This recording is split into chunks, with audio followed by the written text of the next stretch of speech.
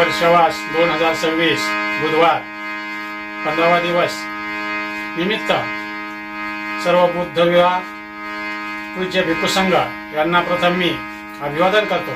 तसेच सर्व उपासक धारक, ग्रंथवाचक, बौद्धाचार्य, श्रामणेर, उपासक, उपासिका यांना हार्दिक शुभेच्छा।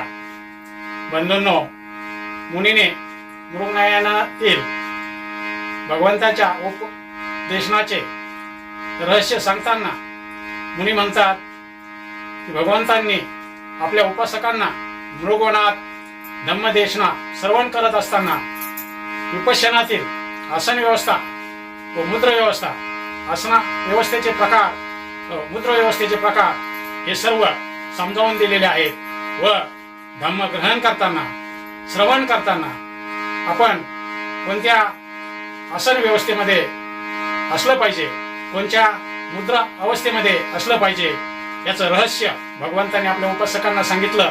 आणि त्या मृगवनात सर्व उपासक त्या आसन व्यवस्था आणि मुद्रा अवस्थेत धम्म ग्रहण करताना पाहून मी भारावून गेलो आणि धम्माला शरण गेलो। बंधूंनो, आजच्या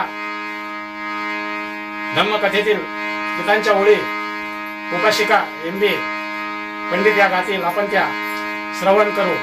जय भीम, नमो बुद्धाय।